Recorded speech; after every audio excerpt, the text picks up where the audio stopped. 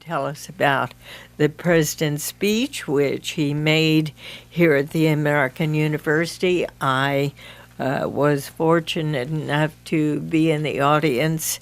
What do you say? Well, he made it very clear where he stands on the immigration issue, and he made it very clear where he does not. What he didn't offer were a great deal of specifics about how to move this forward legislatively. A number of Republicans who have signed on to immigration reform in the past, so they were very disappointed with the president's speech yesterday, because simply he was painting them into a corner, putting the onus on them to get something done, and saying they lack the political will and the courage to do so. So I think what we're hearing from the president is we know where he stands, we know he wants to address the issue, but the odds of that happening this year, I would say, are slim to none. It was interesting. He even brought up the name of former President George W. Bush, saying he had been in favor of addressing immigration problems. Is this dead on arrival, Cheryl? Well, it's certainly dead this year with an election in November. I was struck by how closely the president's plan resembled the plan put forth by President Bush, and that very nearly passed 5 years ago. It's a plan that would combine border security with requirements on illegal immigrants that they admit they pay the law, that they pay back taxes. And learn English. Learn English before seeking permanent residency.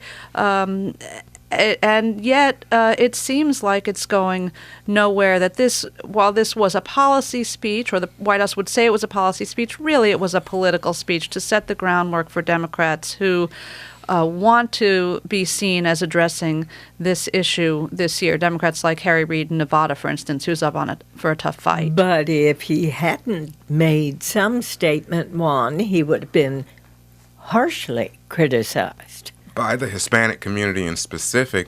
If you look at the numbers right now, obviously the black community remains very strongly supportive of President Obama. The white community's approval ratings are down in about the 40s. In the middle of the Hispanic community, and they've been dropping. Now, it's interesting to note that, Sonia Sotomayor is on the Supreme Court because of an Obama nomination, but that hasn't quieted the Hispanic sense that they want President Obama to live up to his campaign promise, which was that he would deal with this immigration issue forthwith as the minute he took office. And obviously we're more than a year since he's been in office, and it hasn't come to any kind of legislative package or a vote. So what you get is a lot of pressure now to say something should be done. But it's coming at a moment when the Arizona law is out there, and most Americans support the Arizona law. It's also the case, according to the polls, that most Americans support some pathway for people who are in the country legally to make themselves legal citizens of the country. And I have a good source who told me that in the audience at American University this week was not only you, but also people like Michael Bloomberg, the mayor of New York City. And Mort Zuckerman. Who's the publisher, I should say, of the New York Daily News. And Rupert Murdoch, head of Fox, has also come out, and I saw this morning in the paper a wonderful ad from the Carnegie Institute, just showing Americans, all the amazing people who were born overseas who have contributed so much to America. So I think that there's this growing sense that something needs to be done. This was part of the argument that appealed to me and what President Obama said. He said he thinks that, it's just time to get something done on this issue, to not get locked up in the political polarization and the rhetoric. At the same time, he really did single out Republican resistance on this issue. He really did, and he pointed to Republicans like Senator John McCain, who, not by name, but everyone knew who he was talking about, who had supported the President Bush's initiative 5 years ago and who have flipped around. So what's changed? Well, what's changed is politics for some of these Republicans. Certainly, Senator McCain is facing a very difficult re-election challenge from the right, and in a state like Arizona, where obviously immigration, as Juan said, is a hot-button issue. They've passed this very tough law. He can't afford to be for immigration reform right now if he wants to keep his seat.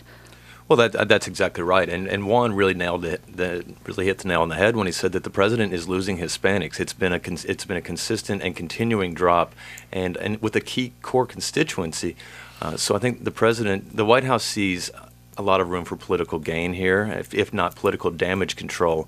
simply by putting the onus on the John McCains of the world, who are virtually unrecognizable now compared to where they were, especially just out in front of this issue in 2005, 2006. But I think the thing to remember is 2006, it almost destroyed the Republican Party.